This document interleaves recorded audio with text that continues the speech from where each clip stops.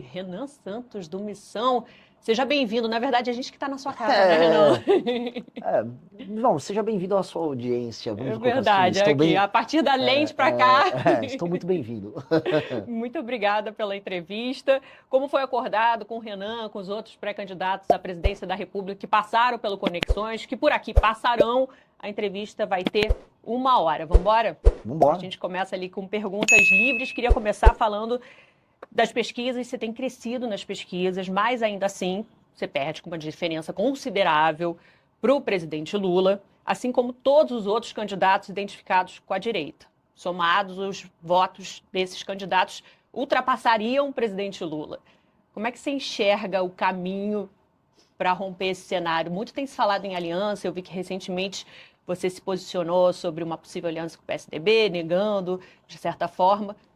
E aí, qual o caminho? Quer dizer, vocês não pensam em unir em prol de uma candidatura única da direita? Nunca, nunca. Eu vou unir com um homem fraco. Quem é fraco? Fraco, todos os outros três que estão concorrendo comigo são homens fracos. Flávio, né, dispensa apresentações, né? Ele talvez seja só o homem forte do Vorcaro. O Zema puxa saco do Flávio. O Caiado puxa saco do Flávio. Quem é que vai ter coragem de enfrentar o crime organizado quando tem medo de tomar bronca de tia do Zap no Instagram por ter tido uma opinião contrária à família Bolsonaro? Eu não acho que esses caras sejam realmente brabos, né? Eles tentam, não, eu enfrento o crime, enfrenta. Então enfrenta o crime lá do Banco Master do Flávio. Né? Eu acho só engraçado isso. Então, minha pré-candidatura é melhor do que a deles. Então, se eles têm um senso de, vamos dizer, de vocação pública, apoiem quem é melhor. Eu sou mais inteligente. Diferente deles, eu sou presidente do meu próprio partido político. Então eu não fico igual o Kassab, desculpa, eu não fico igual o Caiado, dependendo do Kassab. Eu não fico igual o Zema tomando pito do Partido Novo. Eu fundei um partido político. Eu não preciso puxar saco nem pedir autorização para ninguém. Eu liderei um impeachment contra Dilma Rousseff, diferente deles. Liderei o próprio Caiado no impeachment de Dilma Rousseff. Ele vinha se consultar comigo, ele ia nas manifestações que eu convocava. Então o que eu quero dizer com isso? Se eles têm espírito público, então eles que se juntem à única pré-candidatura que cresce de verdade e que não precisa puxar saco do Flávio Bolsonaro. Mas você acha que você tem fôlego para crescer a ponto de vencer? Sou mais novo, tenho o meu próprio partido político, tenho a maior militância dessas eleições, tenho a maior campanha em redes sociais dessas eleições. Então, sim, fôlego eu tenho. Tanto que, até respondendo nisso da sua pergunta, você falou, olha, você ainda perde pro Lula. E perde bem. Claro, eu sou desconhecido do eleitorado. Então, esse desconhecimento é literalmente fôlego. Porque eu tenho, diferente deles, eu tenho espaço para crescimento. Minha rejeição é muito menor e meu conhecimento também é menor. Agora, quem me conhece vota? Bom, no público que mais me conhece, que é de 16 a 24 anos, de acordo com a pesquisa Atlas, eu tenho 36%.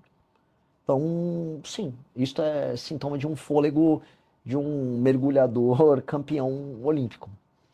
Você falou de rejeição menor, mas de experiência menor também, Renan. É a tua primeira eleição para a presidência da República. Você nunca disputou um cargo legislativo, nem de vereador antes. Bom, Dilma Rousseff teve grande experiência política já, né, e deu no que deu. Fernando Collor tinha grande experiência política, foi governador e deu no que deu. Ao mesmo tempo, o Milei não tem nenhuma experiência política, está fazendo um governo reformista. O Donald Trump, não estou aqui falando um julgamento, não gosto muito do mandato do Trump. Tem alguns méritos em algumas áreas, nunca assumiu o mandato. Então, eu posso encontrar bons e maus exemplos em candidatos com experiência em cargos pretéritas. Então eu posso achar bons e maus exemplos nisso. Não é isso que determina se o cara vai ser um bom líder. O que vai determinar se eu sou um bom líder é, antes de tudo, ser um líder. E eu sou um líder político há mais de 12 anos. Eu fundei o Movimento Brasil Livre em 2014.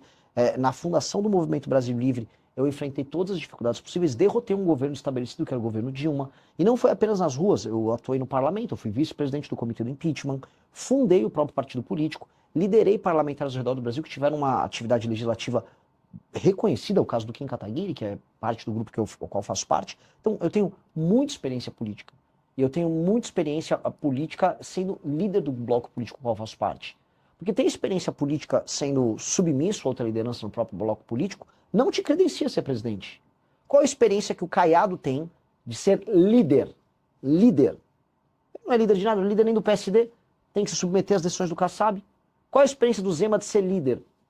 Nenhuma. Ele tem que obedecer. Ambos governam estados importantíssimos. Um técnico pode ser um bom governador. O que está demonstrado, por exemplo, o Zema, até para refrendar o que eu estou falando, o primeiro cargo dele foi ser governador. Tarcísio, o primeiro cargo dele foi ser governador. E ambos queriam ser pré-candidatos à presidência da República. O que eu posso dizer para você é, um técnico como o Tarcísio, que ele era um técnico do governo federal, um técnico pode assumir um mandato do ponto de vista técnico. Agora, para resolver um problema de um país, você precisa de um líder. Você precisa de um técnico, você precisa de um líder. O Brasil precisa de líder. Líder eu sou, eu tenho muito mais experiência enquanto líder do que todos eles. Flávio nem coloco, porque a função dele é ser filho. É a última coisa que um cara como filho é líder. A função dele é ser, eu sou filho do meu pai, atenção, meu nome é Flávio Bolsonaro. Ok, entendi. Então, claramente isso não é um problema. Você fala da experiência do MBL, do movimento que você fundou ali, né, junto e que foi importante no impeachment da Dilma, e que trouxe uma juventude grande, que foi essa juventude que fundou agora o partido, Missão, há menos de um ano. Agora, vou levantar uma bola que tem se falado na internet à medida que a sua candidatura cresce, crescem também as críticas. E aí vou levantar para você. O MBL passou por dificuldades financeiras, principalmente no passado. E aí pergunta a você, teve ordem de despejo? E você, Renan, teve processos acumulados como empresário, mais de 40 trabalhistas, 16 ações civis. O que é de verdade nisso? O que você pode dizer? Você está se referindo a uma matéria do UOL, que tem todas essas acusações contra mim, essa matéria é de 2016, feita por um jornalista petista do UOL, que mente ao longo da matéria o tempo todo, e a matéria é muito desonesta. Mas é verdade o fato dos processos? Vou cada um. Você fez uma pergunta ponto a ponto, vou responder ponto a ponto. O MBL nunca sofreu uma ação de despejo por falta de pagamento. Não? Não, nunca. O MBL é super bom pagador, o MBL não tem a gente não usa um empréstimo bancário para se financiar. Que a própria matéria da UOL que você cita traz a sua fala reconhecendo as dificuldades como empresário. Existe Não, vamos começar. O MBL não é uma empresa, o MBL é uma associação civil. O MBL, ele alugava um local e ele foi sair do local e ele se mudou de local. Ele não devia um centavo de aluguel. Isso não existe. Eu, como empresário, trabalhava com recuperação de empresas de dificuldades. Então, aquelas dívidas eram oriundas daquelas empresas. E as empresas contavam com bens para pagar os débitos delas. No meu caso, foi uma empresa. E sabe quanto eu tenho, por exemplo, de dívida daquela época? Nada, não tenho nada aqui. Você conseguiu pagar as dívidas que você A tinha? empresa pagou as dívidas, porque as dívidas eram da empresa. Então, na verdade, as dívidas eram de empresas que você representava, é isso? Que eu administrei.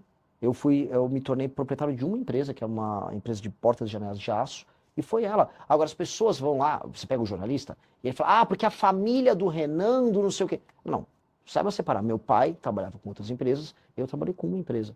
E essa empresa, eu saí dela. E essa empresa tinha bens que arcavam com os débitos dela, e é uma empresa que já tinha dificuldades. A matéria é tão desonesta, e o jornalismo daquele Vinícius Segal era tão vagabundo, que ele disse que eu criei dívidas em 1998. Eu tinha 14 anos nessa época. Tá na mesma matéria. Tá até hoje nessa mesma matéria. Então hoje não tem esses processos que você conseguiu zerar, e os trabalhistas que a gente sabe que é uma dor de muito empresário. Tanto que eu coloco assim, eu não, em nenhum momento eu acharia deselaborador para mim ter qualquer débito em aberto. Se eu for entrar agora para grandes veículos de mídia no Brasil, a maior parte tem de dívida trabalhista e tributária. O maior devedor tributário do Brasil é a Petrobras. Então, dívida todas as empresas grandes no Brasil têm. O pequeno, então, está todo destroçado. Então, não seria nenhum motivo de vergonha e não me desabonaria em nada. Agora, é que só não é verdade, entendeu? São aquelas meias verdades que são utilizadas para atacar. Então, hoje não é verdade. Não. Então, por exemplo, já sei uma matéria uma vez, falou que eu devia 60 milhões de dívidas tributárias. Cara, isso é mentira. Aí, passou uns anos, virou 5. Passou uns anos, virou 3. Passou uns anos, virou 1. Agora, se é uma matéria, acho que foi no Metrópolis, Renan está devendo 40 mil reais. Eu falei, 60 milhões. E nem é verdade dos 40 mil reais. Porque existe um problema, e é um problema que eu vou resolver na presidência da República. Se você tem uma dívida que ou já caducou ou foi paga, ela demora para sair do sistema da dívida ativa. Aí as pessoas ficam consultando e fica aparecendo um débito que já não deveria estar lá. Aí você tem que entrar com uma ação contra o Estado para obrigar o Estado a retirar seu... Você entrou? Eu entrei, eu falei, tira isso aí, porque não é mentira. Só que não só contra mim, contra qualquer brasileiro. O Estado brasileiro é muito bom na hora de te cobrar e na hora de jogar lama no teu nome. Mas na hora de acelerar o processo para limpar teu nome, ele não é. Não, e é importante isso para esclarecer, porque realmente a falta de experiência em cargo político é algo que vai ser cada vez mais questionado, você já está acostumado a responder. E a partir do momento que você responde, você fala, mas eu fundei um partido, eu sou presidente do partido, que tem outros braços, desdobramentos, até empresariais bem-sucedidos. E aí tem uma outra informação que está cada vez circulando mais à medida que você vai ganhando projeção de que, peraí, esse bem-sucedido não é tão bem-sucedido assim, é importante te ouvir para esclarecer, para falar, lógico. olha, hoje Sim, houve, sim. não tem mais, o MBL caminha muito bem, enfim, não teve É, ordem de despejo, o é MBL isso. nunca teve nada disso. Assim, você pode despejar uma pessoa por vários motivos. Por exemplo, você não quer mais continuar com aquele contrato. Sim, é uma Não opção só do por falta inquilino. de pagamento. Sim. Exato. Então, foi o caso Foi ali. esse o caso? Foi. Só que aí o jornalista, vou colocar, um jornalista vagabundo, ele bota o que ele quiser na matéria. Volta a colocar, ele falou que eu contraí dívidas em 2000, com 14 anos, em 1998. Tá nessa matéria. Então, eu só lamento. Agora, do ponto de vista da gestão empresarial, o MBL é o maior caso de sucesso disso. O MBL é falando aqui do outro lado, a gente criou a segunda maior revista de cultura e política do Brasil, que é a revista Valete. Só perde para Piauí no meio de usuários. A gente tem uma rede social própria, Departamento de Desenvolvimento e Engenharia, rede social própria com milhares de usuários. Nós temos editora de livros, ou seja, nós temos todo um ecossistema. Esses livros estão aqui no fundo, somos nós que produzimos e vendemos. Temos, através do partido, a possibilidade de fazer de maneira autossustentável toda a atividade política dele. Vendemos livro, curso, roupas, bandeira. O partido é o partido que provavelmente, em termos de infoprodutos e produtos, é o que mais fatura no Brasil. Então, em termos de gestão, a nossa experiência é de bastante sucesso. Se você gostou do vídeo, não esqueça de deixar o like e inscrever-se no canal.